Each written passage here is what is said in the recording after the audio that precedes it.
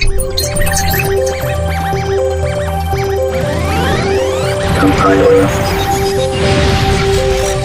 sprites, première partie. Bonjour tout le monde, bonjour Compile.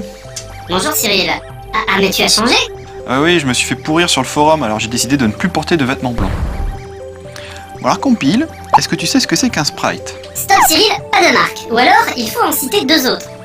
Mais non, pas la boisson, le terme informatique. Ah oui, je sais ce que c'est, mais ce n'est plus très utilisé aujourd'hui. Sprite en anglais, ça veut dire lutin. D'ailleurs, c'est pour ça qu'on ne le traduit pas en général. Je me souviens, c'était très utilisé dans les jeux en 2D. Oui, c'est la méthode la plus courante pour afficher des éléments mobiles dans un jeu vidéo en 2D.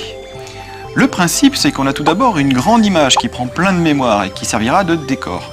Il n'y a pas d'éléments mobiles dans cette image. Comme ça? Oui, exactement. Ensuite, on a tout un tas de petits éléments graphiques. En général, ce sont des personnages, les vaisseaux, les projectiles. Bref, tout ce qui va bouger dans le jeu, c'est ce qu'on appelle les sprites. Ok, donc un sprite, c'est pas forcément un lutin, ça peut être aussi un rayon laser alors. Tu as raison.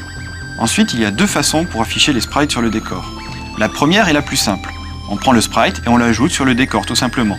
Dans ce cas-là, c'est comme si on dessinait directement sur le décor. Ah oui, du coup, je peux dessiner plein de sprites un peu partout. Dis-moi, c'est toujours un peu le même là, tu peux pas changer un peu? Oui, mais ça va me prendre plus de mémoire pour stocker de nouveaux types de sprites.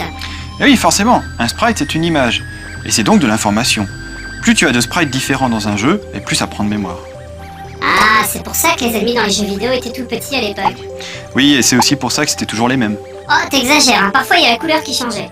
Bon, si j'ai bien compris, un sprite ça bouge, ça gigote, ça lutine. Tout à fait. D'ailleurs, déplace le premier sprite sur la droite pour voir. Ok.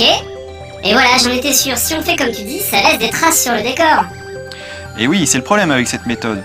Il faut que tu gardes une copie du décor en mémoire, ou au moins de la portion sur laquelle tu as dessiné le sprite, pour pouvoir effacer les traces. Ah d'accord, je redessine le décor par-dessus l'ancien sprite, et après je redessine le nouveau. Ça marche, mais c'est un peu chiant, car je dois tout le temps reconstruire le décor derrière le passage des sprites.